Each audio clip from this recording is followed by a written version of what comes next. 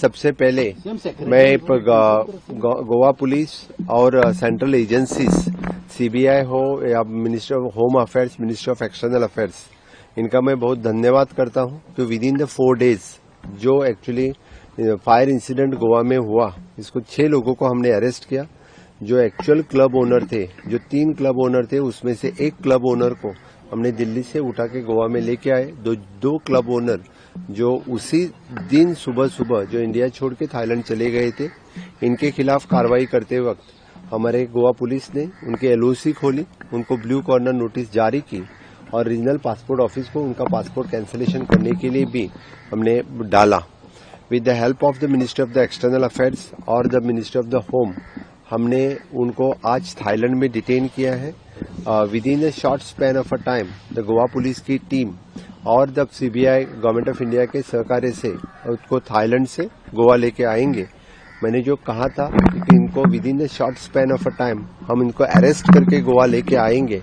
मैं जिन जिन एजेंसियों का मदद हुई है उन सबका मैं बहुत बहुत धन्यवाद देता हूं, क्योंकि इन्होंने प्रॉम्प्ट रीत्या, इतने बहुत ही with in a short span of a time उन्होंने प्रॉम्प्ट केस क्रैकडाउन की है। बस इतना ही नहीं, जो 3 ऑफिसर्स को हमने सस्पेंड किया था, जो 2 ऑफिसर्स कॉपरेट कर रहे हैं, इनमें से जो एक ऑफिसर्स कॉपरेट नहीं कर रहा है, मुझे लगता है कि पुलिस लगा तो उसको कल तक उसको भी हम अरेस्ट करेंगे। If he is not cooperating, उसकी इन्वेस्टिगेशन अच्छी तरह से चलती रहेगी। बाकी एजेंसीज जिनको यानी मैजिस्ट्रियल इंक्वायरी इसका रिपोर्ट चल रहा है, उसका रिपोर्ट आते ही उसके ऊपर हम एक्शन लेंगे। मैं फिर एक बार यानी हमारी गोवा पुलिस और the minister of external affairs, home affairs, मैंने खुद होके home ministers, even though the PM ने कंसर्न व्यक्त किया था इसके बारे में, यानी पहले ही दिन ऑनरेबल पीएम हैड कॉल मी और उसके बारे में इंक्वायरी उन्होंने की थी। खुद होम मिनिस्टर ने इस इंसिडेंट के बाद यानी बाकी सबकी इंक्वायरी खुद कर रहे थे। मैं सभी का बहुत धन्यवाद देता हूं, क्योंकि उनको लाने के लिए द गवर्नमेंट ऑफ इंडिया और हमारे पुलिस ने बहुत ही अच्छा काम किया है। मुझे लगता है कि जितना जल्दी हो सके तो गोवा पुलिस और सीबीआई और बाकी गवर्नमेंट ऑफ इंडिया की एजेंसीज इनको लेके बहुत ही जल्दी गोवा में आएंगे। उनके ऊपर स्ट्रिक्ट कार्रवाई करते वक्त उनको हम बिहाइंड द बार डालेंगे। कब तक लाएंगे सर? कब तक लाएंगे? मुझे लगता है कि जितना जल्दी हो सके उतना जल्दी हम उनको यहाँ से लाएंगे। गोवा पुलिस की टीम जाएगी सर, थाईलैंड जाएगी? खुद गोवा पुलिस और सीबीआई की टीम वहाँ से जाएगी। ऑन द सेम केसीस जी केस हांगासर जाल्ली, ताज्या बेसिसेर थायलंड पुलिसांक कळयल्या उपरांतूच तांच्यांनी थंयसर तांकां डिटेन केल्लें आसा। तांचो जो दुसरो क्लब आशिल्लो ताजेर वायोलेशन आशिल्लें, जे violation they have encroached in our tourism property, they have violated something CRZ that we have demolished. Henceforth, this type of CRZ violation or encroachment on our property will not tolerate. 3 government officer थे, उनमें से 2 officers, जो दोनों lady officer थी, वो cooperate कर रही हैं। वो इन्वेस्टिगेशन के लिए कल दोनों पुलिस स्टेशन में आके चली गई हैं, जो सभी अच्छी तरह से कॉपरेट कर रहे हैं, तो उनके ऊपर इन्वेस्टिगेशन इज गोइंग ऑन। लेकिन द एक officers he is not cooperating, he has not come to the police station, तो इसके ऊपर कार्रवाई होगी।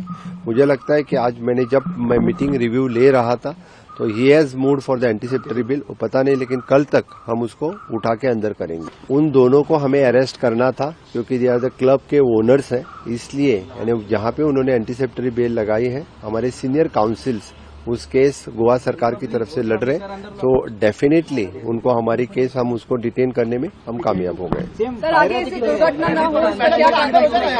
आगे इस तरह की दुर्घटना न हो, इसीलिए मैंने कहा कि एनफोर्समेंट की टीम ऑलरेडी हमने लगाई है। कल से हमारी एनफोर्समेंट टीम इस तरह के हाई फुटफॉल वाले जितने सारे क्लब्स या रेस्टोरेंट है, वहां पे खुद जा रहे। उस एनफोर्समेंट टीम में सीनियर स्केल ऑफिसर्स हो, the fire safety officer, construction building construction के officers, even though the fire electricity का जो इंजीनियर्स वहां जाके विजिट कर रहे हैं, उसका चेकलिस्ट बना रहे हैं। It is almost the checklist at given, और हमें जहां जहां पे मेजर वायलेशन मिलते हैं उस मेजर वायलेशन में के क्लब्स हम बंद करेंगे। मैंने पहले ही कहा है, उसका report with in a short span of a time they will submit the report on the basis of that and will close down their clubs. Home department कितना सीरियसली लिया सर, कितना चैलेंजिंग लिया था ये होम डिपार्टमेंट से?